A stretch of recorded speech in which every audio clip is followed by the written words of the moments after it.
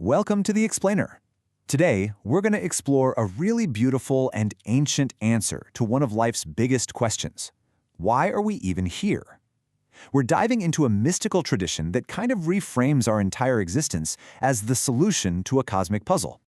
Okay, so this single, powerful sentence is our starting point. It's from what's known as a Hadith Qudsi, a divine saying in Islamic tradition.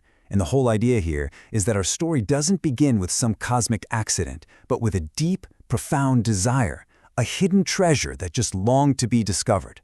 You see, this one saying changes everything. The universe isn't just a random collection of stuff, it's a deliberate, almost personal act of love. It's the answer to a divine wish to be seen, to be known, to be experienced. But that brings up a huge question, right? How can something that's eternally hidden ever become known? Well, according to this tradition, it happens through a process of manifestation. You can think of it as a divine outpouring, a kind of self-revelation called tajalli. And this isn't just a one-and-done thing. It's a two-step cosmic unfolding. It's the process of how that hidden divine reality flows outward, eventually taking on all the forms and shapes that we can actually see and touch in our universe. So here's how it works. Step 1 is this internal self-revelation. It's like the hidden essence becomes aware of its own qualities, its own attributes. Then in step 2, those qualities, things like the merciful or the creator, become the actual blueprints for the entire cosmos that we see all around us. Okay, so the universe is created. And right away, within this brand new, vast creation, something unique and incredibly heavy is offered up. It's known as the divine trust, or al-amana. And trust me, it was a burden of immense weight. Just let that sink in for a minute. The heavens, the earth, the mountains, maybe even entire galaxies, all of creation was offered this trust, and they all refused. They literally shrank away from it, completely unable to bear the weight. So, what on earth was this trust that was so incredibly heavy? Well, the mystics say it wasn't a physical thing at all. It was a capacity. The capacity for infinite knowledge, and a very unique, powerful, and demanding form of love. And this is where things get really fascinating. Because this special capacity, this trust, is all rooted in a kind of love that is totally and completely different from the love of any other being, even angels.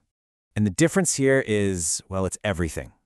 Angelic love is described as pure, yeah, but it's also static.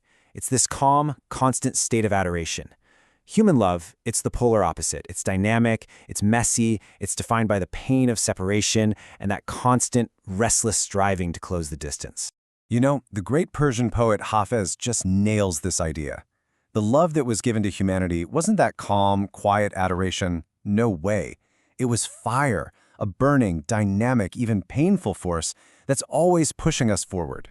And right here is where our cosmic mystery takes a really sharp turn, because the very same being that was capable of carrying this fiery love, this divine trust, is also described in a pretty shockingly negative way. So get this. Right after celebrating humanity's incredible courage for stepping up and accepting the trust, the verse hits us with this incredible twist. Humanity is zulaman jahula, which translates to unjust and ignorant. So, what gives? This is the paradox at the heart of it all. How can we, the sole keepers of the divine trust, the heroes of this whole cosmic story, also be described as fundamentally flawed? Well, the answer is absolutely brilliant. It's all about looking at these words in a completely different way, turning what seem like our biggest weaknesses into our ultimate purpose-built strengths. So let's break this down. First up, zalim, or unjust. In this mystical view, this has nothing to do with being cruel to other people. It's about being unjust to your own limits. It means you refuse to stay put. You're constantly breaking through your own boundaries to reach a higher state. And that second word, jahal, or ignorant, that's not an insult either. It's the very engine of our growth. I mean, think about it. If you already knew everything, why would you ever strive for anything? Our ignorance of what's next is the very thing that fuels our desire to seek and to grow.